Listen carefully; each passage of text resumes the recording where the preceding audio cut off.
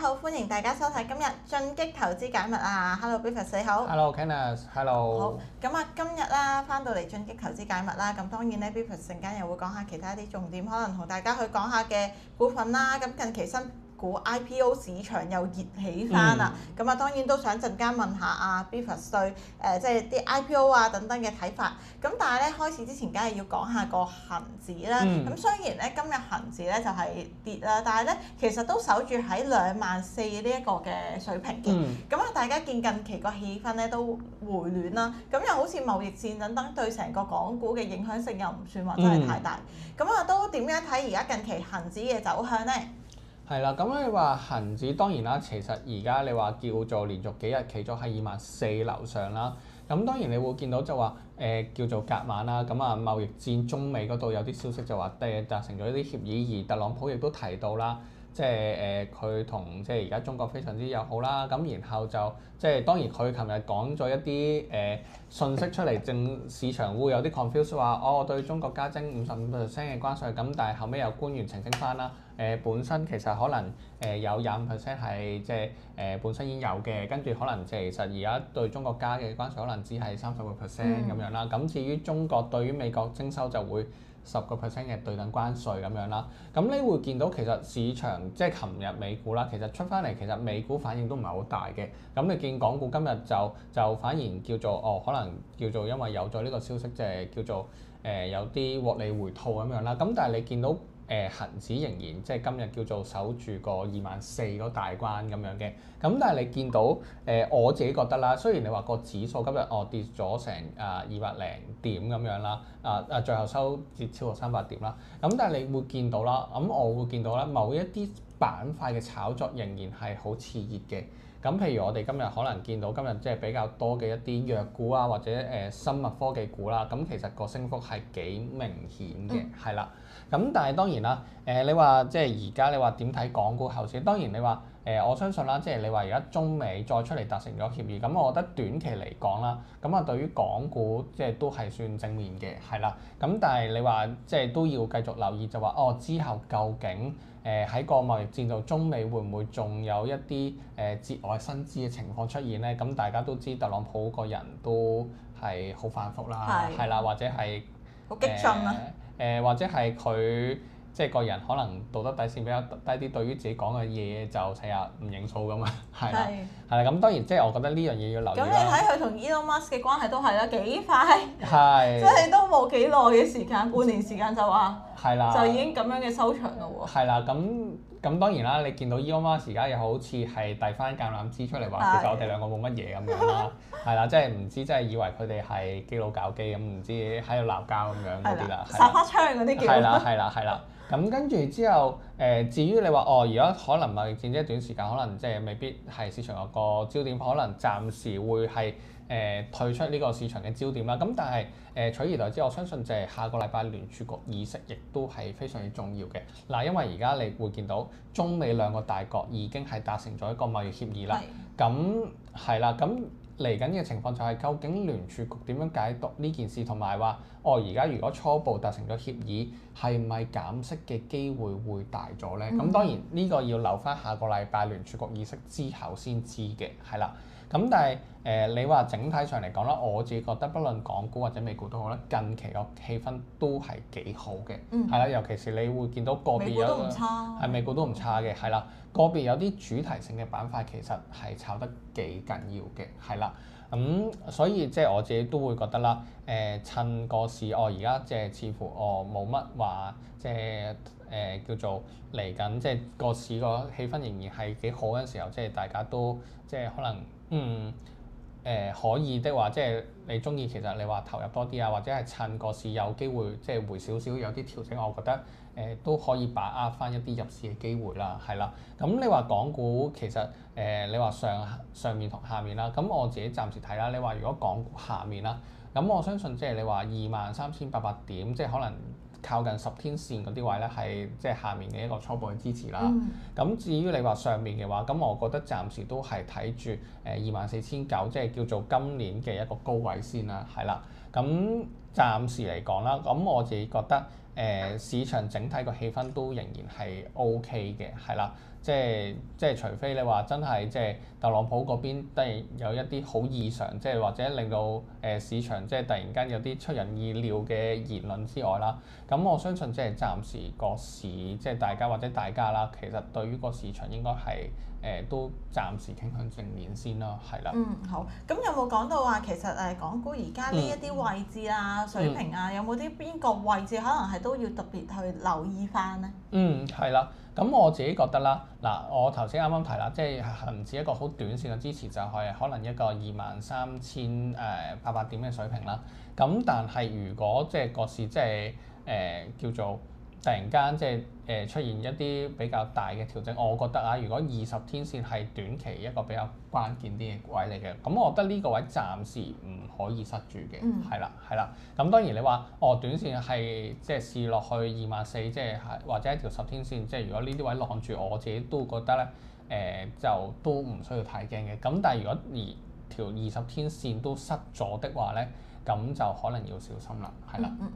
好，咁啊嗱，大家呢樣就留意住啦。咁啊，即係20天線都係好重要嘅一個分水嶺啊。好，咁啊，去到個股上面啦，咁啊，當然就睇下近期嗱，當然啦，睇到港股而家氣氛咧都非常之濃厚啦。咁啊，去到新股上面咧，其實都係有唔錯嘅表現啊。近期好似咧隻海天咧就係隻3288啦。咁啊，而家招股咧集資係最多95.6億，咁大約一手入場費係3600幾蚊左右啦。咁而家其實都已經有成8間嘅基石投資者啊等等㗎啦。咁啊呢一隻大家都知係做一啲係調味料啊等等上面。咁我個人就睇呢一啲其實都係大家必需品啦。你點樣都好都係要買，就算屋企煮又好，又係要買，又喺外面啊，你喺街食嘅都係要光顧。咁啊呢一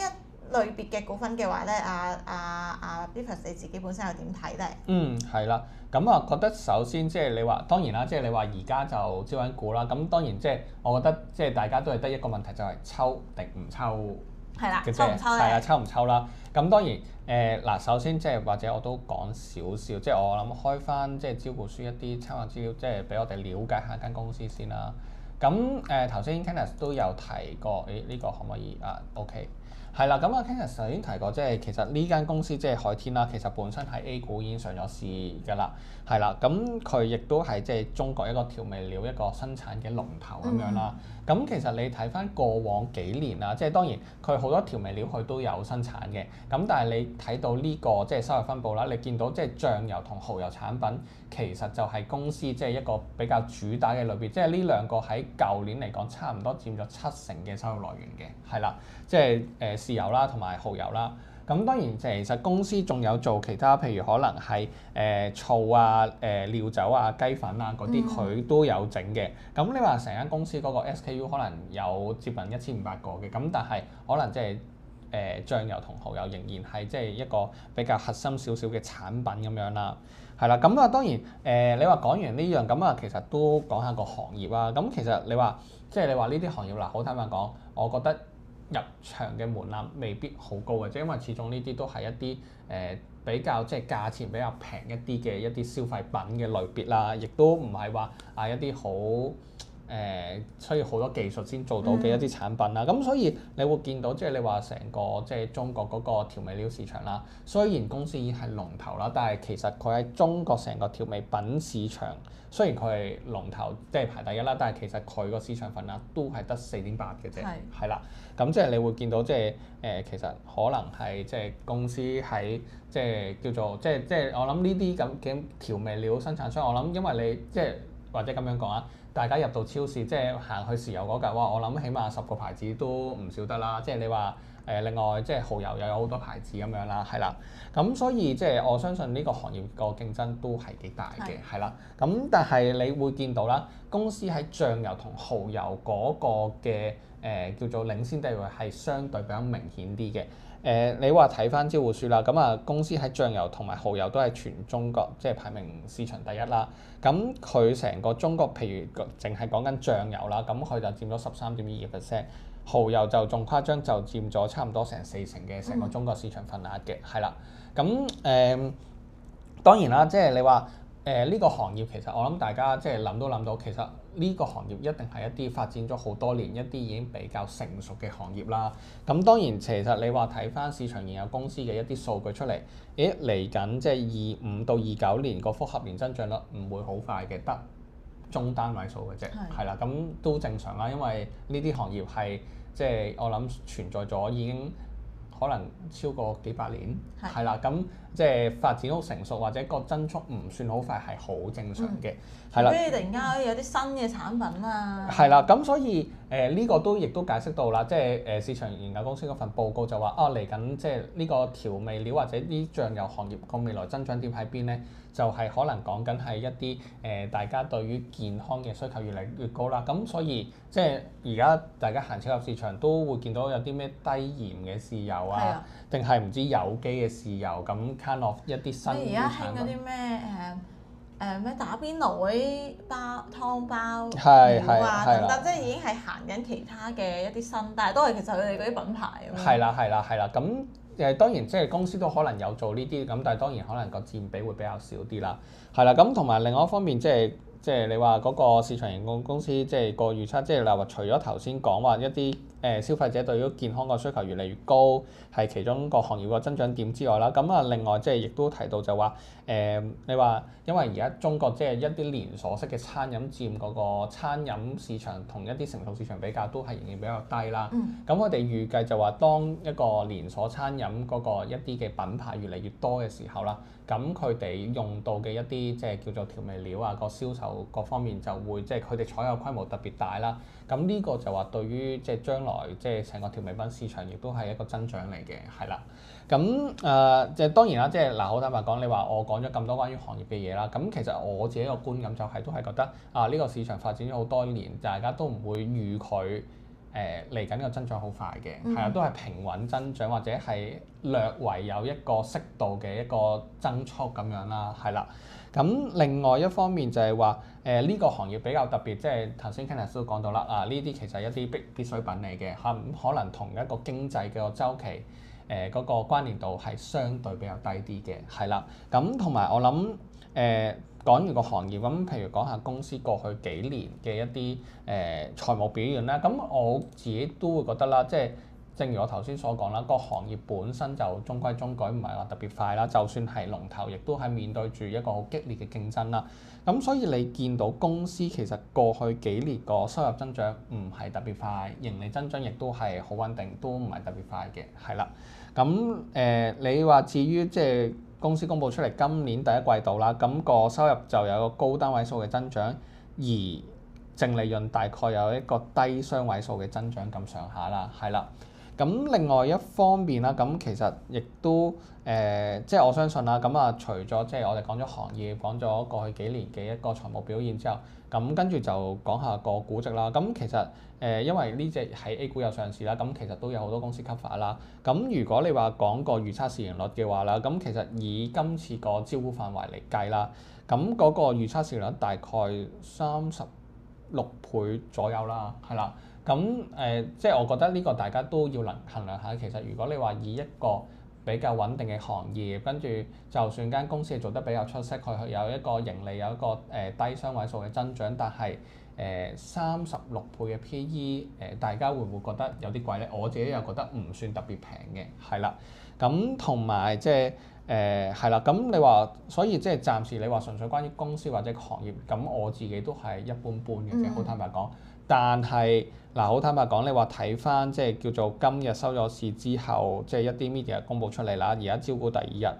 個超購就已經300幾倍啦，係啦。咁即係因為大家都知道啦，即係本身抽 IPO 即係除咗睇間公司基本面、行業之外，近期嘅氛圍亦都係好重要啦。即係近期你話港股上翻24,000樓上，再加埋之前好多嘅行業龍頭啦，即係譬如講緊係寧德時代啦。恒瑞呢幾隻比較大嘅龍頭，其實上完市之後個表現都唔錯嘅。咁我覺得呢個亦都俾咗即係市場嘅一個信心，就係話呢類型即係國內某一啲行業嘅龍頭，其實似乎都即係近期因為個市況比較好啦，似乎都有啲可能係即係覺得純粹短線我抽咗係啦咁樣。咁大家都覺得 OK 啦，咁所以即係如果你問我自己意見嘅話咧，咁我覺得即係你話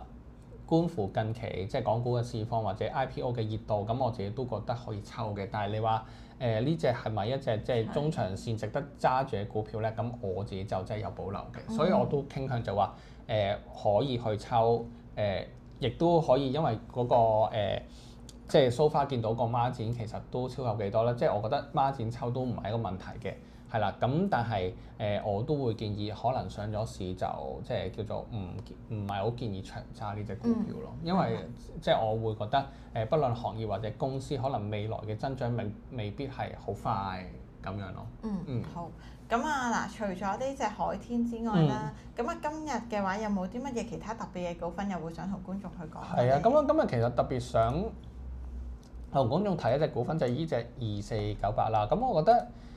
短期嚟講，我覺得係可以留意。咁當然你會見到個股價，咦好似冇乜特別啫喎，點解會特別講呢隻咧？等我開翻。係啦，咁你都見到叫做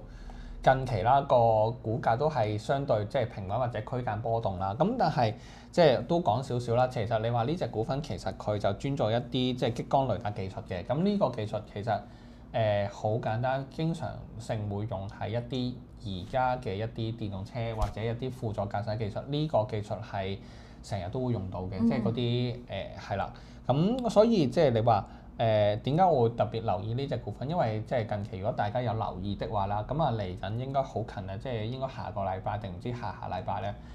Tesla 會 test 佢個 robot test 會落地去測試，係啦。我自己覺得有可能呢個 concept 會有得炒，係啦。咁當然你話睇翻呢間公司，你話佢基本面係咪好？唔係，因為佢新興行業而家仲蝕緊錢，但係見到佢係一個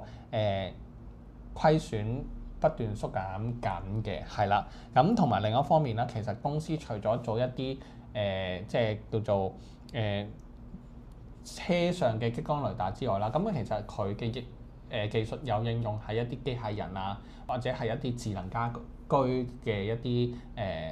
即係智能家電嗰度啦。咁我覺得呢個亦都係即係叫做一個應該係嚟緊呢個技術一個比較大嘅一個應用場景啦。咁同埋另外一方面，我覺得值得留意嘅係咧，其實即係我頭先講 robot test 啦。咁其實你中國而家亦都好流行去研發緊呢樣嘢啦。咁我相信其實即係你話公司其實同國內大部分嘅行業參與者咧，其實有一個即係叫做戰略合作喺度啦。咁我相信即係話，當呢個技術喺中國開始成熟，或者係更多地方落地呢啲 robot test 喺中國落地去測試的話啦，咁我相信呢間公司即係可以攞到嘅訂單或者係嗰個 concept 會受到市場會個關注咯，係啦。咁所以我覺得尤其是你話港股做呢個激光雷達技術嘅同行唔多，另外仲有黑芝麻智能235好似係佢都有做啲嘅，咁但係就冇去做得咁專嘅，佢就即係好專注做呢個技術嘅，係啦。咁所以我覺得如果大家即係覺得嚟緊中國喺個 robot test 呢個領域上面應該即係仲未爆發的話咧，咁我覺得呢間公司係絕對可以留意嘅。咁當然佢可能你話佢要扭虧為盈，可能仲要1年2年嘅時間，係啦。咁但係即係純粹呢個，我覺得係一個炒 concept 嘅，係啦。咁但係同埋亦都係考慮到公司個股價係仲未仍然係近期都係比較平穩，或者喺個低位度波動為主啦，係啦。即係都算係即係暫時喺低位上面都幾值得去吸納嘅。係啦，即係我覺得可以當然啦，即係我頭先都提到啦，短線嘅話，即係我自己喺度諗，即係如果你話下1-2個禮拜 Tesla 個 robot test 開始真係落地測試嘅話，呢啲嘅概念股可能會有得炒。好。係啦。咁所以而家趁呢啲比較算係直博嘅位置咧，就可以吸納。咁可能等待消息嚟啦。我相信呢啲股咧，其實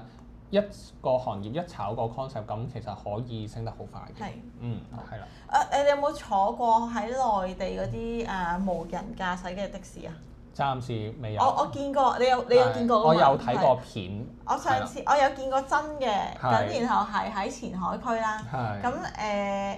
都好多人 call 嘅，我覺得，因為想 call 想試都試唔到。好似好好玩咁樣。係啦，同埋咧而家近期咧好 hit 咧，大家就喺個即係見到啲 social media 咧就講，喂咁Tesla robot taxi 好啊！嗱我喺屋企瞓覺嗰陣時間可以派架的士出去做嘢，幫我揾錢喎，幾好喎！如果做車主，我買咗一架翻嚟，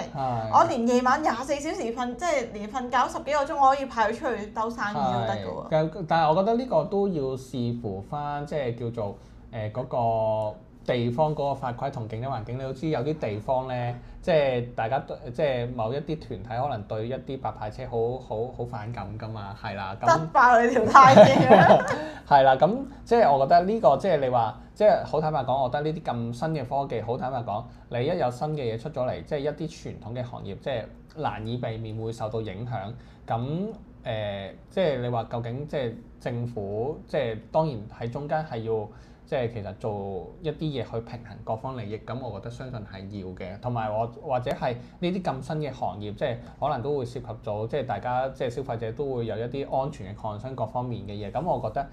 即係可能政府其實都要做啲嘢去令到呢啲行業去普及咁樣嗰啲啦，係啦。咁如果譬如真係robot taxi 咁樣嘅話，哇作為車主你又可以喺瞓覺嘅時候揾錢啦，你翻工，你要翻工，我嗰邊咧又多一份收入嘅話，係咪？我覺得係咪會幾吸引好多人會去？